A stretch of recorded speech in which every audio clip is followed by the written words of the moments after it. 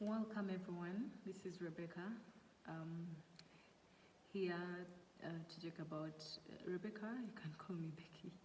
Yeah. So I'm going to share about self-doubt and how we can overcome it. You know, self-doubt is a lack of self-confidence. Like we feel like you can't do certain things. We feel like we cannot handle. We cannot manage. You know. And it's not good at all, you know. So I think we all struggle with how to overcome self-doubt. And when we look at those people that we think are confident, those people that know the right thing to say, those people that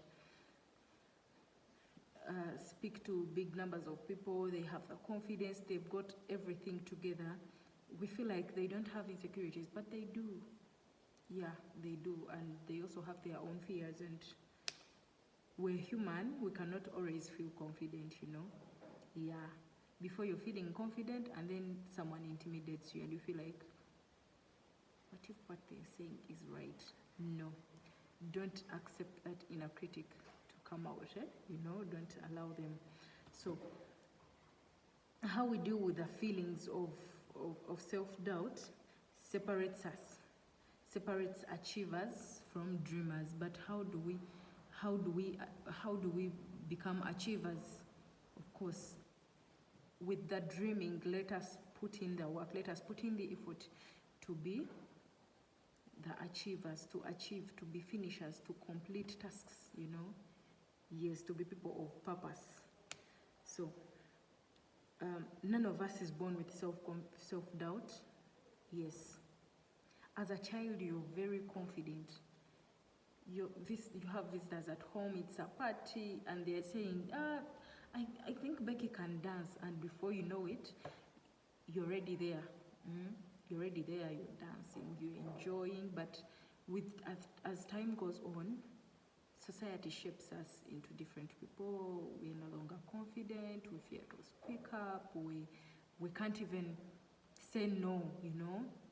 And it's not really a good thing. So that means that we just learn to doubt ourselves because of the society, the people that we live with, the environment that we are brought in, and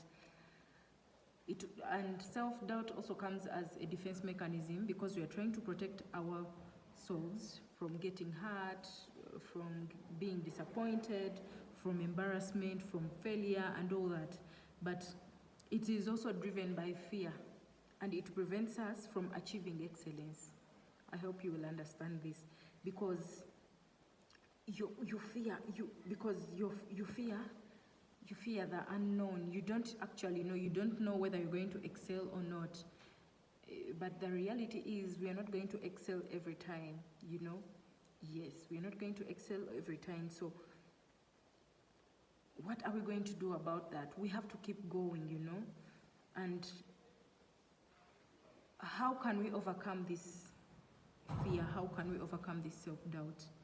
Number one, identifying our limiting beliefs, you know, these things that we believe in and these things that we take in all the time, they shape our lives, you know.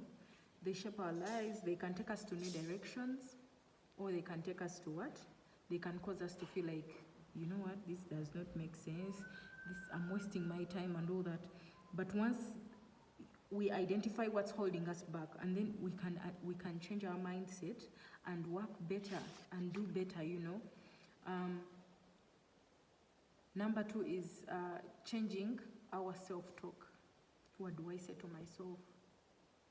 Because we create the reality through the words we say to ourselves, through the words we think, you know.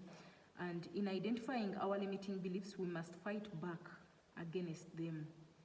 And this is a very powerful way to turn self-doubt into self-confidence, you know. And let us stop believing everything our inner critic says. Because if we stop believing everything that the inner critic says, we are going to build confidence from there. We are going to build a champion within us, one that is kind, one that compliments us, one that gives us the energy, gives us the zeal to go on and on, you know, because we all need that. Then number 3 is focusing on your desires. What do you love? What passion do you have? What are we focusing on? All these things drive away fears, you know. It gives us more power to achieve. It gives us more courage to do the things, to tap the unknown, to try out new things, to, you know, to do the best, to excel.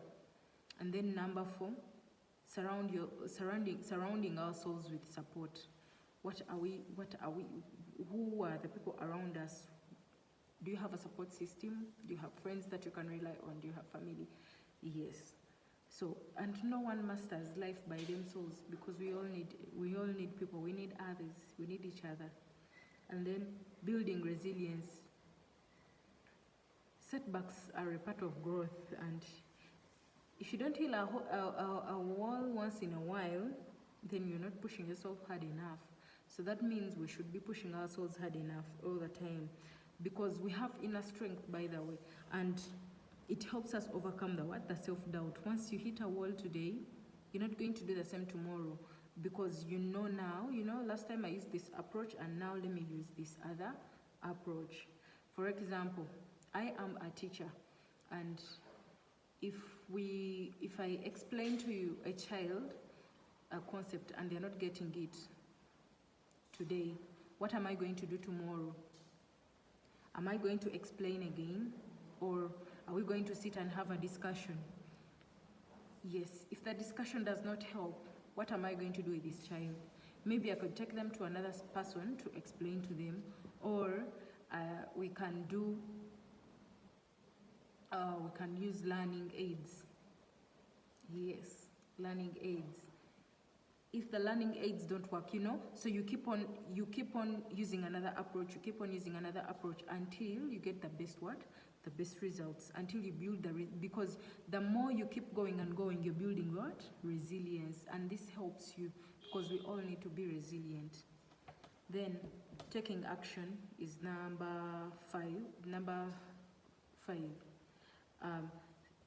Let us stop making excuses and stop seeking advice from each and everyone. Start working towards real and achievable goals, because starting small is okay, and the more you achieve, the more confident you become, and eliminate self-doubt. Self-doubt can sometimes feel like an old friend, comfort and familiar, that comfort that comes with an old friend, the familiarity, but it's a type of friend that we don't want around.